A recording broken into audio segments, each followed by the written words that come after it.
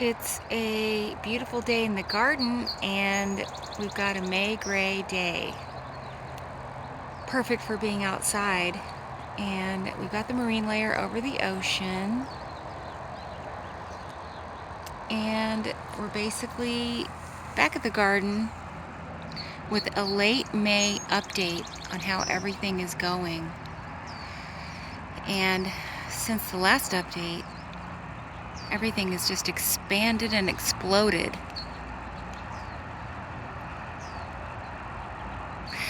So what I like to do is start with the corn at the beginning of the path. The corn has all of its cobs, ears ready to just grow. So I'm really happy about that because last year I didn't have much to speak of. I just had a bunch of corn stalks that apparently never got fertilized. And then we've got the citronella that's now flowering.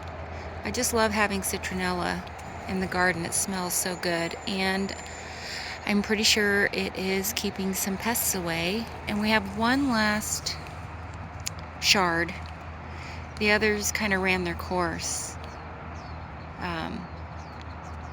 But this one is still looking great. And then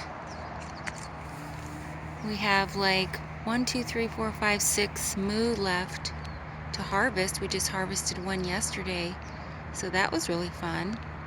And they are delicious. They're probably one of the best things you can eat. And the celery is so easy to grow. So you'll never go hungry if you're in the garden and you need something to eat. Just grab one of these. And then we've got more parsley growing. I cut it all off and it's growing back nicely.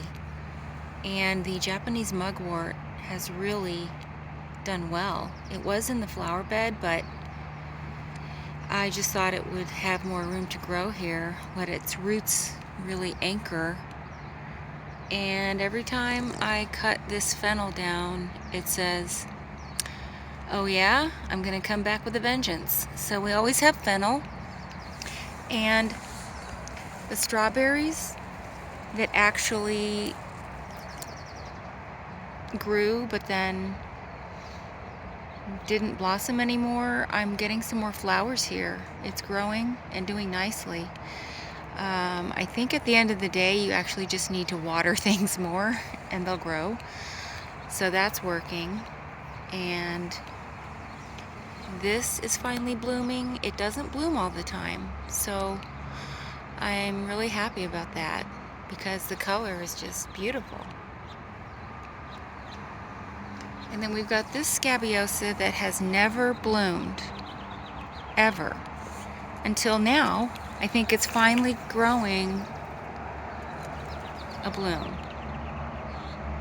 I was beginning to wonder if this was ever going to work out.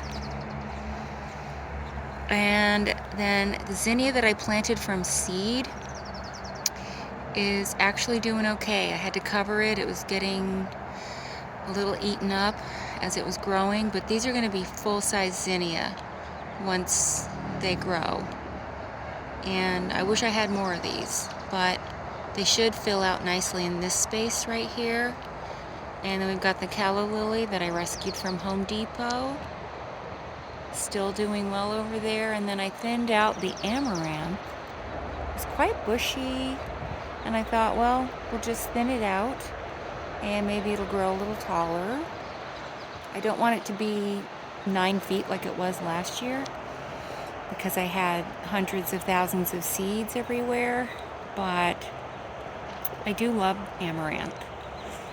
And then we still have everything in the garden bed growing. The gazanias. Who doesn't love gazanias? Look at that. And then the mustard green is doing well. The star of the show are the jalapeno peppers. They're ready to harvest any day now. And I always love the purple petunias and the marigolds. They have to be my favorite.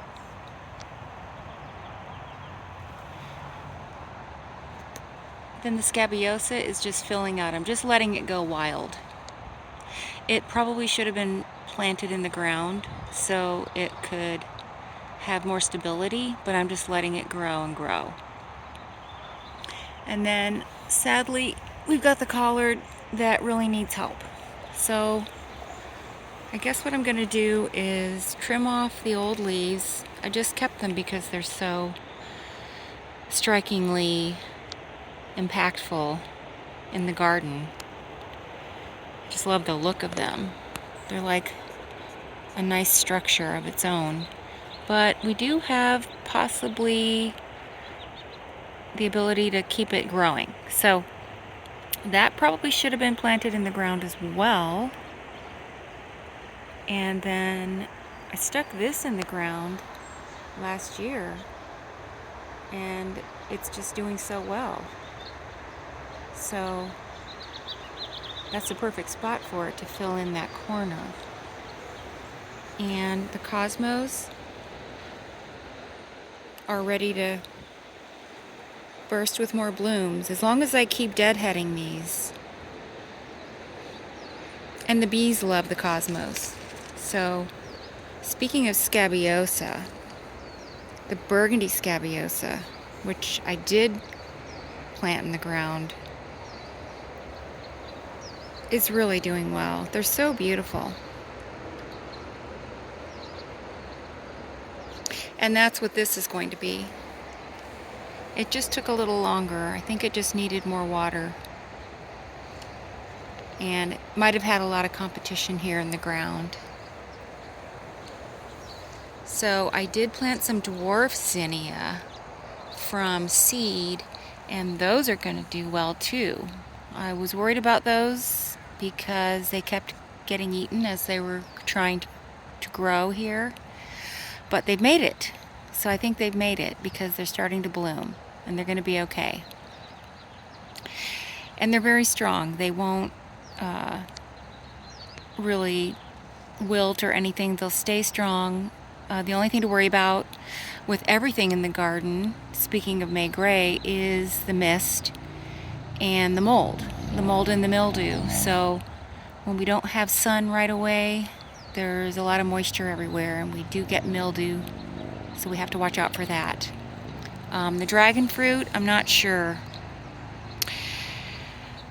This was donated to me, and I am not sure if it's growing. Other than aphids, I did find aphids here, so we're going to have to find another solution for the dragon fruit. I will focus on that. And then the sunflowers are doing great. I wasn't sure what was going to grow. These also I grew from seed, and we've got 2 junior sunflowers, and then we've got 2 gigantic sunflowers. But I love how they sort of provide a little wall of sunflower here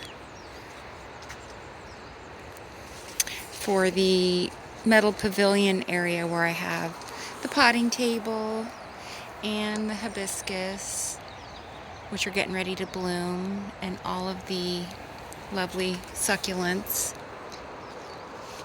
And we still have the collard, the tree collard. I'm protecting it, and I think it's working. I don't see any further damage or chomping. And then I did go ahead and pick some of the flowering succulents, and every time I have some flowers, I try to make a little wreath, which is fun. It's just a little wire wreath that I can attach them to.